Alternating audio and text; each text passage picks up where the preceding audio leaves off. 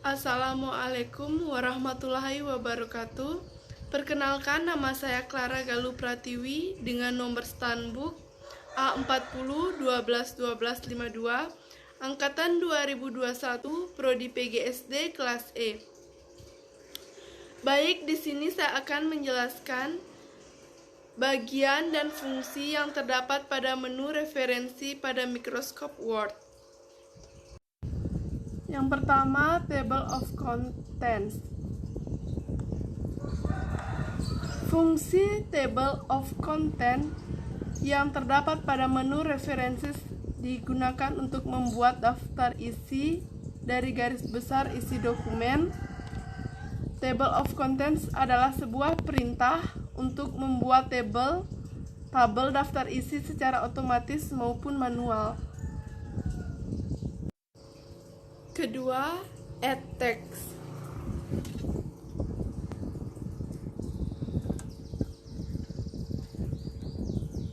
Add text pada grup references digunakan untuk mengatur tipe heading atau judul pada daftar isi. Terdapat 3 pilihan level 1, 2, dan 3. Level 1 digunakan untuk membuat judul. Level 2 untuk membuat subjudul, sedangkan level 3 digunakan untuk membuat subjudul dari subjudul. Selanjutnya, footnotes berfungsi untuk membuat catatan kaki pada margin bawah dokumen, yang terdiri dari insert footnote. Pada menu referensi digunakan untuk menyisipkan catatan kaki pada margin bawah dokumen. Contohnya seperti ini.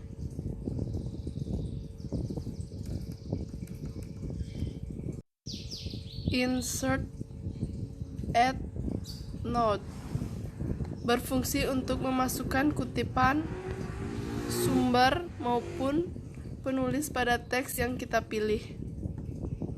Seperti ini. Yang selanjutnya, next footnote adalah sebuah perintah untuk perpindahan dari footnote terbaru. Show notice digunakan untuk berpindah ke footnote maupun endnote yang terdapat pada dokumen.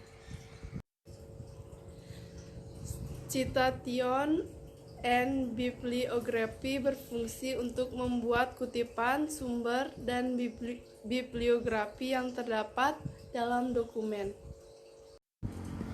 Insert citation pada menu referensi digunakan untuk menyisipkan sumber seperti jenisnya dari mana, buku, jurnal, atau artikel. Hal ini mempermudah user untuk menyisipkan sumber dari dokumen yang tertulis seperti penulis, tahun, kota, dan penerbit.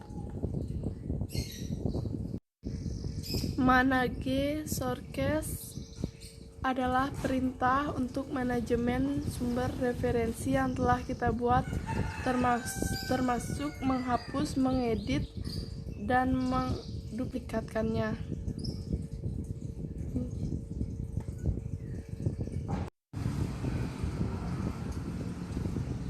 Style digunakan untuk mengatur gaya penulisan kutipan, apakah sesuai dengan standar apa, hafarat, dan lain-lain. Bibliografi berfungsi agar tulisan mengikuti format penulisan standar bibliografi dan referensi. Perkenalkan, nama saya Meilanda Carmenggido dengan Stanbook A40121265. Saya dari kelas E dari prodi PGSD. Ya, baik. Di sini saya akan melanjutkan penjelasan dari teman saya Clara Galuh Pratiwi mengenai simbol-simbol yang ada di Word, khususnya pada reference. Yang berikut ini adalah keterangan grup atau yang bisa kita lihat pada simbolnya, yaitu insert table of figures. Yang pertama itu ada mark entry.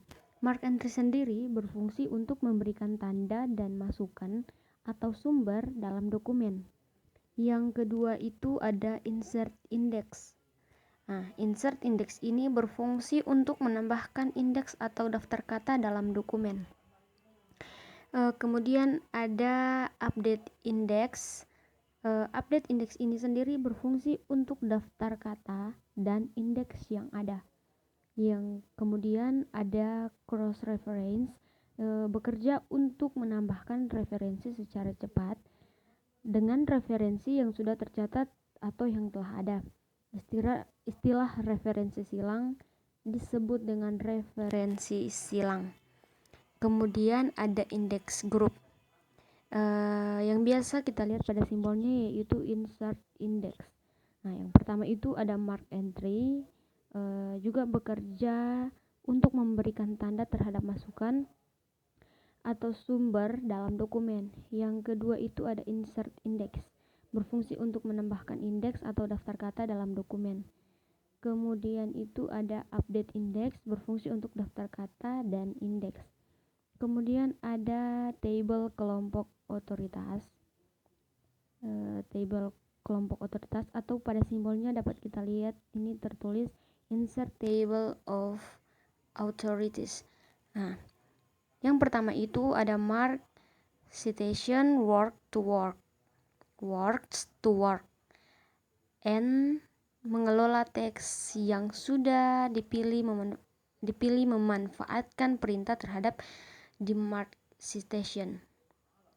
Yang kedua itu ada insert table of work, untuk menambahkan yang telah terdaftar pada dokumen di Microsoft Word.